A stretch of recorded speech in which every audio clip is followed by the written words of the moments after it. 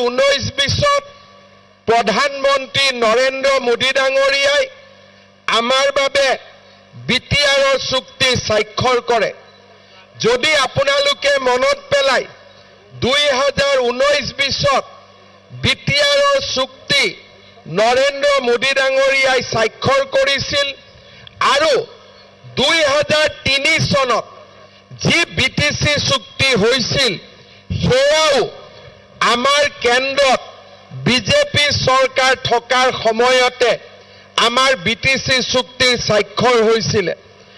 আজি কোকৰাঝাৰত যি বিটিচিৰ গঠন হৈছিল সেয়াও প্ৰধানমন্ত্ৰী অটল বিহাৰী বাজপেয়ীৰ প্ৰচেষ্টাত হৈছিল আৰু 2019-20 যি বিটিআৰ চুক্তি স্বাক্ষৰ হৈছিল সেয়াও বিজেপিৰ দিনতে স্বাক্ষৰ হৈছিল।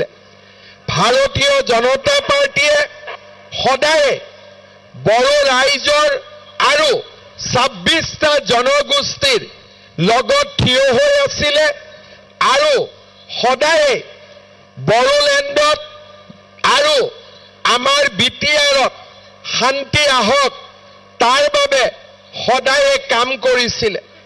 আমি সদায় সকলো সংগঠনৰ লগত আমি ভাল সম্পৰ্ক বজাই ৰাখিছিলোঁ আৰু আমাৰ 26টা জনগোষ্ঠীৰ মনৰ দুখ আৰু বেদনাকো আমি অনুভৱ কৰিছিলোঁ। আমি ভাবিছিলোঁ যে যেতিয়ালৈকে বিটিআৰত শান্তি নাহিব তেতিয়ালৈকে কোনো মাকে কেতিয়াও শান্তিত শুব নোৱাৰিব। বন্দুকৰ শব্দত ৰাতি আমি শুব নোৱাৰিছিলোঁ। বোমা বিস্ফোৰণৰ ভয়ত আমি ল'ৰা ছোৱালীক স্কুল কলেজলৈ পঠাব নোৱাৰিছিলোঁ আৰু সকলোৰে মনত এক শংকা আৰু ভয়ৰ ভাৱত আমি বাস কৰিছিলোঁ।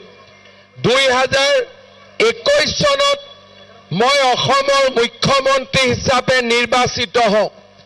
নিৰ্বাচিত হোৱাৰ দিনাই মই মনতে সংকল্প লৈছিলোঁ যে বিভিন্ন কাম অসমত আমি কৰিম, কিন্তু বিটিআৰত শান্তি অনা আমাৰ প্ৰাথমিক দায়িত্ব হ'ব। শ্ৰদ্ধাৰ ৰাইজ, 2021 চনত মই মুখ্যমন্ত্ৰী হৈছিলোঁ আৰু আজি আমি 2025 চনৰ আগষ্ট মাহত মই দতমাত আপোনালোকক লগ পাইছোঁ। আজি মই আপোনালোকৰ আগত গৌৰৱেৰে সৈতে ক'ব পাৰোঁ যে মই মুখ্যমন্ত্ৰী হোৱাৰ পিছত বিটিআৰত এটাও বন্দুকৰ গুলি ফুটা নাই, এজনো লোকৰ মৃত্যু হোৱা নাই, কোনো মাকে কান্দিবলগীয়া হোৱা নাই। আজি বড়োলেণ্ডলৈ বিটিআৰলৈ আমি শান্তি উভতাই আনিব পাৰিছোঁ। অসমত বহু মুখ্যমন্ত্ৰী আছিলে, কিন্তু 5 বছৰত এটাও বন্দুক ফুটা নাই, 5 বছৰত এটাও গোষ্ঠীগত সংঘৰ্ষ হোৱা নাই, 5 বছৰত এটাও বোমা বিস্ফোৰণ হোৱা নাই।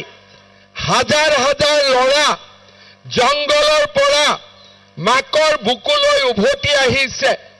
আজি যোৱা 4 বছৰত আমি বিটিআৰক এক শান্তিৰ ভূমিলৈ আমি ৰূপান্তৰ কৰিলোঁ। আজি মই ধন্যবাদ জনাম নিখিল বড়ো ছাত্ৰ সন্থা, বড়ো সাহিত্য সভা আৰু আমাৰ 26টা জনগোষ্ঠীৰ দল সংগঠন সকলোকে যে আপোনালোকৰ প্ৰচেষ্টাত আৰু আপোনালোকৰ সহযোগিতাত আজি আমি বিটিআৰলৈ সম্পূৰ্ণ শান্তি উভতাই আনিবলৈ সক্ষম হৈছোঁ। শ্ৰদ্ধাৰ ৰাইজ, আমি বিটিআৰক আৰু এবাৰ অশান্তি নিবিচাৰোঁ। আমি